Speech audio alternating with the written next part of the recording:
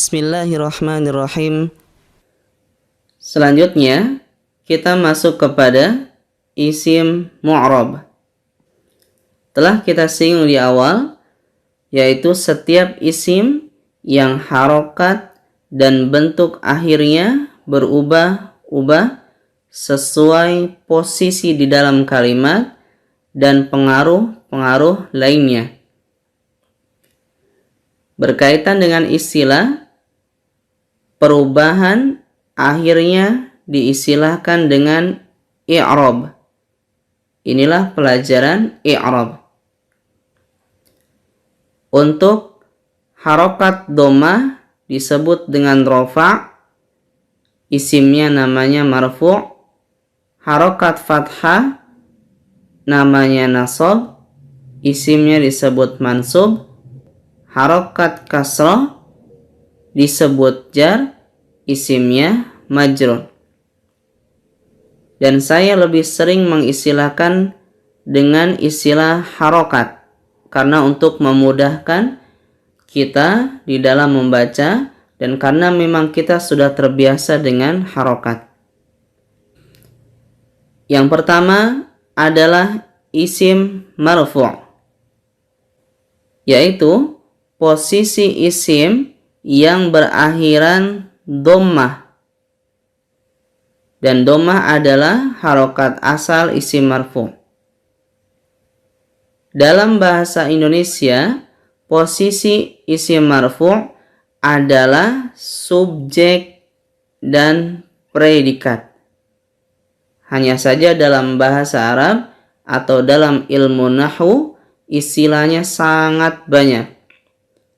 Untuk subjek saja ada mubtada, fa'il, naibul fa'il, isim kana, dan lain-lain. Untuk predikat ada yang diistilahkan khobar, khobar inna, dan lain-lain. Jadi saya lebih sering menggunakan istilah subjek dan predikat untuk memudahkan.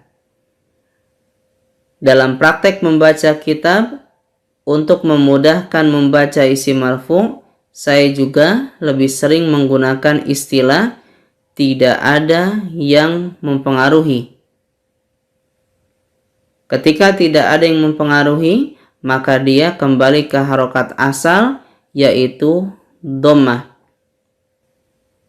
Karena seperti anak-anak TK, anak-anak SD, jika mereka menghafal, harokat akhirnya dibaca dhammah tanwin. Seperti kitabun, babun, masjidun, qolamun, dan lainnya. Ya, alasannya adalah dhammah adalah bentuk asal kata isim. Dan ia bisa berubah menjadi kasroh nanti atau fathah jika ada yang mempengaruhi. Jika tidak ada, berarti harokat asal, yaitu dhammah. Maka kita perhatikan contoh-contoh berikut. Al-ustadzu tajirun. Ustad itu seorang pedagang. Al-ustadzu dhammah sebagai subjek, tajirun dhammah sebagai predikat. Dalam bahasa Arab, di sini subjeknya diistilahkan mubtada.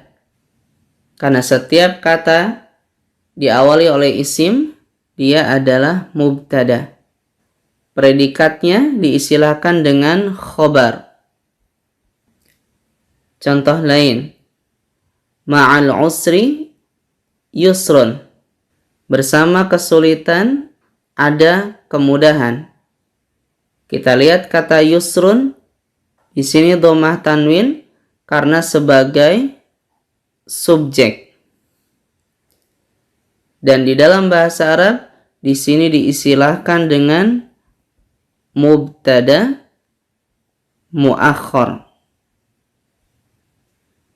Contoh lain, jalasa Muhammadun. Telah duduk Muhammad. Muhammad telah duduk. Muhammadun di sini domah tanwin karena sebagai subjek. Dan di sini dalam bahasa Arab diistilahkan dengan fa'il. Contoh terakhir, duribat Zainabu. Zainab dipukul. Zainab di sini dhamma karena sebagai subjek juga. Dalam bahasa Arab di sini diistilahkan naibul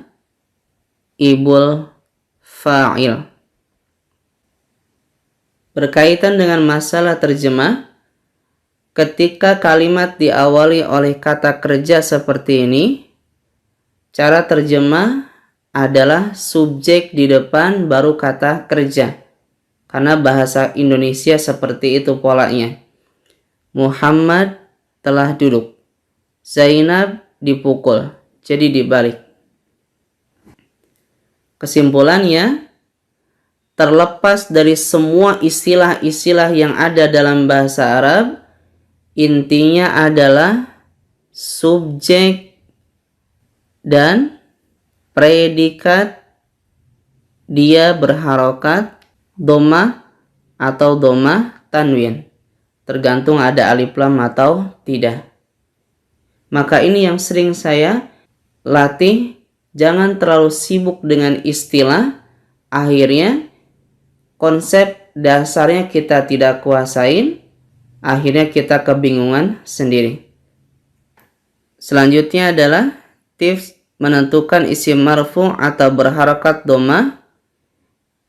Yang tadi kita bahas secara umum.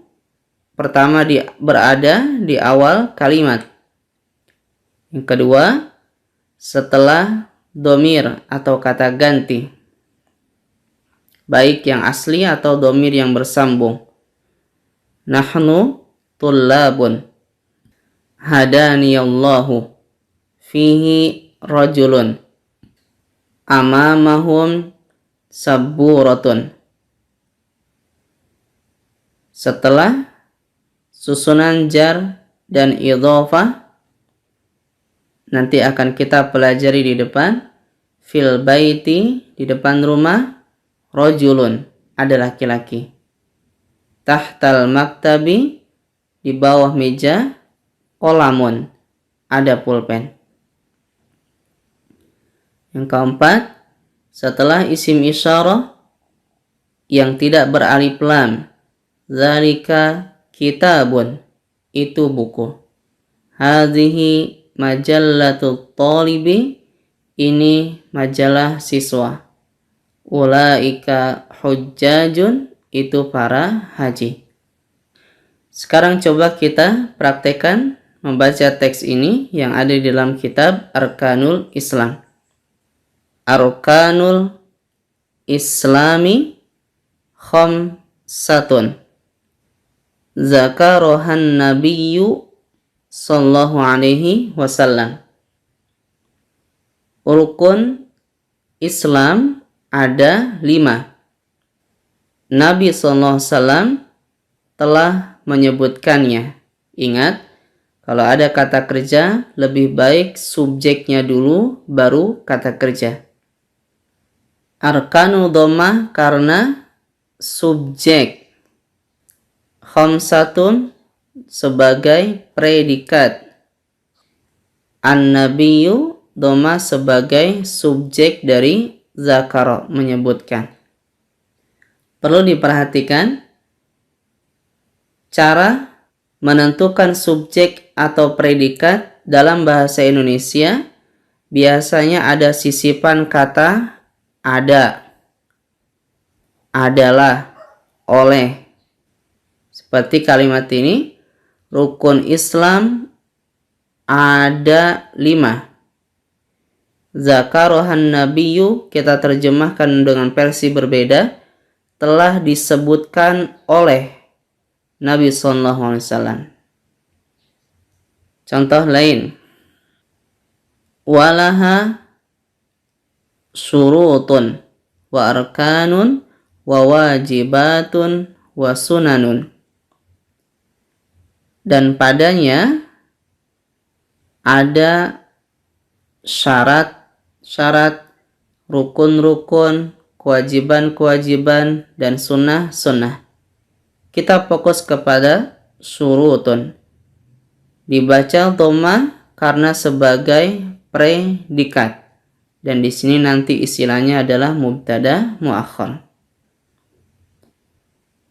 Ya, inilah gambaran tentang subjek predikat yang dalam teks tanpa harokat kita harus pahami artinya dan sisipkan kata ada, adalah, atau oleh untuk memudahkan apakah dia subjek atau predikat. Walhamdulillahirabbil alamin.